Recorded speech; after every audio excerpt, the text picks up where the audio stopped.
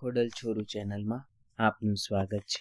મિત્રો, આજે અમે તમારા માટે રાજપરા એટલે કે ભાવનગરમાં બિરાજમાન એવી માતા ખોડિયારની કથા લઈને આવ્યા છીએ। રાજપરા ખોડિયાર મંદિરે બિરાજતા માં ખોડિયાર વિશે એવું કહેવાય છે કે ભાવનગર જિલ્લાના વલભીપુર અને મૂળધરાઈ પાસે આવેલા રોહિશાળા ગામે મામડિયા ચારણના ઘેર ભગવાન શિવના આશીર્વાદથી 8 ખાલી પારણામાં 7 બહેનો અને એક ભાઈ બાળ સ્વરૂપે પ્રગટ થયા હતા। આ દિવ્ય આત્માઓના નામ, જેનું નામ જાનબાઈ અને પાછળથી માં ખોડિયાર પડ્યું હતું, આવડ, જોગડ, તોગડ, હોલબાઈ, બીજબાઈ, સાંસાઈ અને મેરખ્યો એવો ભાઈ। આમ 8 ભાઈ બહેન તે મામડિયા ચારણના ઘેર અવતાર લીધેલો। સમયાંતરે આઈ માં ખોડિયારના પરચા લોકોને થવા લાગ્યા હતા। તે સમયના ભાવનગરના રાજા વખતસિંહજી ઉર્ફે મહારાજા વજેસિંહ એટલે કે તેઓ ભાવનગરના રાજા હતા। તેમણે આઈ ખોડિયારની પ્રશંસા સાંભળી હતી।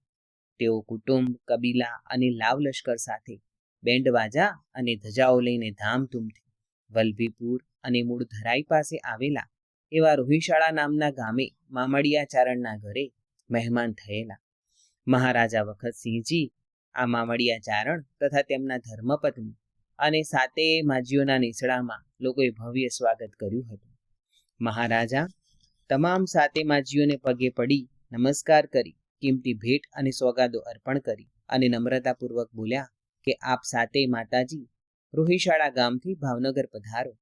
માં ખોડિયારે રાજકુટુંબનો ભાવ, લાગણી, નમ્રતા જોઈને કહ્યું કે રાજા, તમે તમારો ઘોડો લઈને આગળ ચાલો, અમે 7 બહેનો કંકુ પગલે તમારી પાછળ આવશું, પરંતુ એ શરત રહેશે કે જ્યારે તમે સંશયમાં આવીને અમારું પારખું કરવા પાછળ જોશો ત્યારે અમે 7 બહેનો સ્થિર થઈને પથ્થર અને ત્રિશૂલ સ્વરૂપે સ્થાયી થઈ જઈશું। આમ રાજા આગળ, માં ખોડિયાર સહિત 7 બહેનો કંકુ પગલે રાજાની પાછળ રોહિશાળાથી ભાવનગર તરફ ચાલવા લાગ્યા। આમ રાજાની સાથે આવેલો રસાલો હાલના ભાવનગર બાજુ આગળ ને આગળ ચાલ્યો જતો હતો, પણ વર્તે જ આવ્યું ત્યારે મહારાજના મનમાં સંશય જાગ્યો કે ખોડિયારમાં પાછળ આવે છે કે નહીં। આ પ્રશ્નના નિરાકરણ માટે શંકા વધુ ને વધુ ગાઢ બનતી ગઈ અને આખરે તેમણે પાછું વળીને જોઈ લીધું। બસ માતાજી એટલે જ સમાઈ ગયા।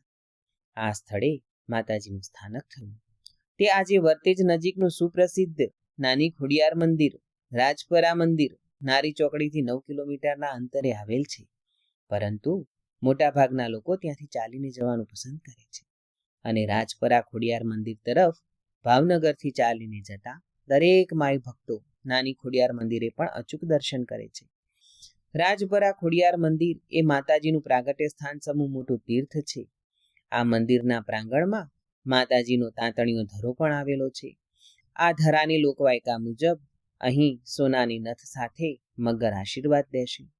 માતાના પ્રાંગણમાં મોટો વિશાળ ચોક આવેલો છે અને માતા તેમની બહેનો સહિત મંદિરની બાજુમાં ઉપર એક ટેકરી છે, ત્યાં આજની તારીખમાં પણ સાક્ષાત હાજરા હજુર બિરાજમાન છે। ઉપર ટેકરી પર જવા માટે ઉડન ખટોલાની વ્યવસ્થા પણ કરવામાં આવેલી છે। સાથે સાથે મંદિરના જ પ્રાંગણમાં એટલે કે ત્યાં સ્નાનાગૃહ, આશ્રય, ભોજનાલય વગેરે વિવિધ સગવડો કરવામાં આવેલી છે। ભાવનગર રાજપરાની ખોડિયાર વિશે એવી માનતા કરવામાં આવે છે કે જેને દીકરો સંતાન તરીકે થતો ન હોય અને જો તે માતાજીના પારણાની બાધા રાખે છે તો તેના ઘેર અવશ્ય દીકરાનો અવતાર થાય છે અને દીકરો જન્મ લે છે। તો માં ખોડિયારની આવી અનોખી રૂડી રૂપાળી કથા છે। મિત્રો, આના આગળના વિડીયોમાં અમે માતા ખોડિયારના પ્રાગટ્યની કથા લઈને આવ્યા હતા। તેનો આજે બીજો ભાગ કે માતા રોહિશાળાથી ભાવનગર કેવી રીતે આવ્યા તેનો વૃત્તાંત અમે અમારા વિડીયોમાં તમને દર્શાવેલો છે।